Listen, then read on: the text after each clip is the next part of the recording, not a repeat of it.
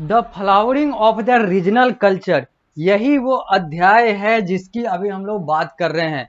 और यह कक्षा इस अध्याय का अंतिम कक्षा होने वाला है, जैसा हम लोगों ने पिछली कक्षा में बात की थी। और अब हम लोग आगे बढ़ते हैं, इस अध्याय को समापन की तरफ ले चलते हैं और बात करते हैं सबसे पहले वर्ड ट्रीजर का, क्योंकि आप लोग हैं क्लास 7 में और हम लोग जो इस चैप्टर की बात कर रहे हैं यह हिस्ट्री का पार्ट है और यह एसएसटी सब्जेक्ट के तौर पर, एसएसटी के सब्जेक्ट के तौर पर आता है। और अब हम लोग आगे बढ़ते हैं, अपने पीएसबीआई के पाठ्यक्रम के अनुसार आगे चलते हैं। पृष्ठ संख्या 72 पर हैं हम लोग अपने पुस्तक के अनुसार, और अब हम लोग यहीं से आगे बढ़ेंगे और इस अध्याय को समापन की तरफ, यानी कि इस कक्षा में इस अध्याय को अब समाप्त करेंगे। तो बढ़ते हैं आगे और सबसे पहले आते हैं उन 5 शब्दों पर जो आप लोगों को वर्ड ट्रेजर के तौर पर दिया गया हुआ है। राग, a set of 5 or more musical notes on which a melody is based in Indian classical music। राग का मतलब होता है 5 या 5 से ज्यादा संगीत वाले जो तत्व हैं जिसको जोड़ा जाता है ताकि एक अलग धुन निकलता है। और ये सारी बातें जो हैं वो भारतीय राष्ट्रीय और भारतीय पौराणिक संगीत के आधार पर होती है।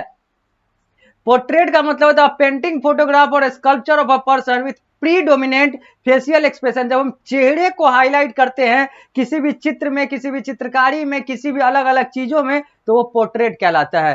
ख्याल का मतलब होता है imagination is meaning of this word in Arabic. यह एक अरेबिक शब्द है जिसका मतलब इमेजिनेशन, सोच होता है। थुमड़ी, थुमड़ी का मतलब होता है common genre of semi classical Indian music. Mystical love for Lord Krishna is one of the most popular subject of thumri. Thumri का मतलब होता है एक अर्ध जो है क्लासिकल इंडियन म्यूजिक है, यानी कि एक पौराणिक और एक पारंपरिक भारतीय संगीत है, जहां पर हम लोग एक संगीत के तौर पर नाट्य और ये सारी चीजें होती है। और ये सारी चीजें हम ज्यादा लॉर्ड कृष्णा यानी कि भगवान कृष्ण के रेस्पेक्ट में, उनके प्यार को दिखाने के लिए ये नृत्य, ये संगीत की जाती है ठुमरी। अब हम लोग गजल की बात करते हैं। Form of poetry consisting of rhythmic couplets and a refrain. ये एक पोएट्री होता है, एक काव्य होता है जिसमें चीजों को जो है वो इस तरीके से लिखा जाता है ताकि वो एक तरीके से राइम बने या फिर तुकबंदी बने, और तुकबंदी या फिर कहें तो एक तरीके से छोटा सा संगीत बन जाता है। अब हम लोग पृष्ठ संख्या 72 से आते हैं पृष्ठ संख्या 73 पर। तो बात करते हैं हम लोग एक्सरसाइजेज की, यानी कि अध्याय में जो आप लोगों को पढ़ना था वो अब समाप्त हो चुका है। अब हम लोग आगे बढ़ेंगे और बात करेंगे एक्सरसाइजेज की, यानी कि प्रश्न और उत्तर की। शिक्षक के तौर पर जो मुझे इस अध्याय में पढ़ाना था वो मैंने पढ़ा दिया। अब विद्यार्थी के तौर पर आप लोगों को अलग अलग प्रश्नों के माध्यम से अपना जांच करवाना है कि आपने इस अध्याय को कितना समझा या नहीं समझा। यहाँ पर अलग अलग तरीके से आपसे प्रश्न पूछे जा रहे हैं। पहला जो है वो मल्टीपल चॉइस क्वेश्चन है जिसमें 5, 6, 7, 8 प्रश्न दिए गए हुए हैं। आठों के 4-4 विकल्प है, आपको सही विकल्प का चुनाव करना है। जबकि दूसरा क्वेश्चन और तीसरा क्वेश्चन जो है, दूसरे क्वेश्चन में 5 प्रश्न और तीसरे क्वेश्चन में 5 प्रश्न जो है ये आपको डिटेल में यानी कि उत्तर देने हैं। यानी कि जो दूसरा का जो 5 प्रश्न है उसको आप एक लाइन में देंगे, जबकि तीसरे के जो 5 प्रश्न है उसके उत्तर आप 6 से 7 वाक्यों में, 6 से 7 सेंटेंस में देंगे। अगला जो है वो हॉट्स है। यहां पर एक प्रश्न पूछे गए हुए हैं, right a note on the literacy achievement of the Mughal ruler. Mughal ruler का लिटरेसी अचीवमेंट क्या था, यानी कि मुगल शासकों का क्या शैक्षणिक जो उपलब्धि है वो था, उसको आपको बताना है। जबकि अगला जो है वो फिल इन दी ब्लैंक्स है जिसमें 6 प्रश्न दिए गए हुए हैं। 6 प्रश्न में कुछ जगह रिक्त है, उसकी पूर्ति करनी है। तो उसके अगला जो क्वेश्चन है वो ट्रू और फॉल्स है। यहां पर भी 6 प्रश्न दिए गए हुए हैं। 6 प्रश्न को पढ़ना, बताना है कौन सही है कौन गलत है। उसके बाद यहां पर 6 प्रश्न और हैं। यहां पर एक एक लाइन दिया गया हुआ है, आपको हर लाइन को पढ़ना है और बताना है कि किसके बारे में कहा गया है। अब हम लोग पृष्ठ संख्या 75 पर आते हैं। तो यहां पर है look at the following picture and answer the question. आपको यहाँ पर एक चित्र दिया गया हुआ है, इसको आपको देखना है और उत्तर देना है। यहाँ पर इससे के आधार पर 5 प्रश्न दिए गए हुए हैं। वैल्यू बेस्ड क्वेश्चन में कुछ जगह भरी हुई है, कुछ जगह खाली है, इसको आपको फिल करना है।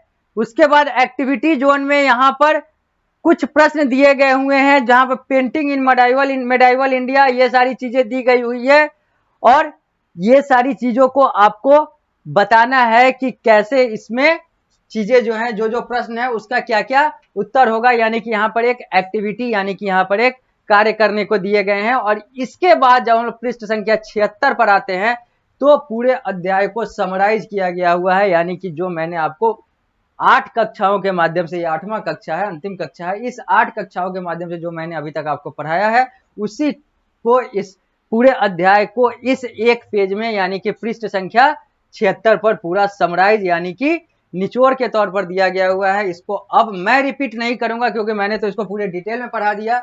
ये आप एक बार खुद से पढ़ेंगे और यहाँ पर आपको पूरा चैप्टर एक बार में मिल जाएगा। उसके बाद जब हम लोग पृष्ठ संख्या 77 पर जाएंगे तो यहाँ पर बात आएगी new political formation in the 18th century, यानी कि एक नए अध्याय की शुरुआत हो जाएगी, अध्याय संख्या 8 की। यानी कि बात यह हुई कि हम लोगों का यह अध्याय flowering of the regional culture जो है वो अब समाप्त हो गया। कहीं पर भी कोई भी समस्या आए, आप लोगों को प्रश्न करने में या फिर कोई भी कंसेप्ट समझने में कोई भी प्रश्न आया हो, आप मुझसे पीएसबीआई के अलग अलग प्लेटफॉर्म के माध्यम से कनेक्ट कर सकते हैं। चाहे आप कमेंट करके प्रश्न पूछ सकते हैं, कॉल करके प्रश्न पूछ सकते हैं पीएसबीआई के अलग अलग नंबर पे, या फिर आप अलग अलग सोशल मीडिया हैंडल से आप मुझसे कनेक्ट कर सकते हैं पीएसबीआई के माध्यम से। और आप जिस विद्यालय में पढ़ाई कर रहे हैं, अगर आप जिस विद्यालय में जहां पर आप पढ़ रहे हैं जो पीएसबीआई से एफिलिएटेड है, वहां के भी शिक्षकों से आप अपने समस्या का समाधान, अपने प्रश्न का उत्तर या फिर कोई भी चीजें समझ में नहीं आई वो पूछ सकते हैं। और बाकी मैं तो हूं ही जहां पर आप मुझसे कनेक्ट कर सकते हैं पीएसबीआई के अलग अलग प्लेटफॉर्म के माध्यम से। और अभी तक कोई इसके पहले के भी किसी चैप्टर में कोई समस्या आया हो, पूरे एसएसटी में जो मैंने नहीं पढ़ाया उसमें भी कोई प्रश्न मन में आ रहा हो, या फिर कोई भी प्रश्न जो आपके मन में आ रहा हो, आप मुझसे कनेक्ट कर सकते हैं पीएसबीआई के अलग अलग माध्यम से।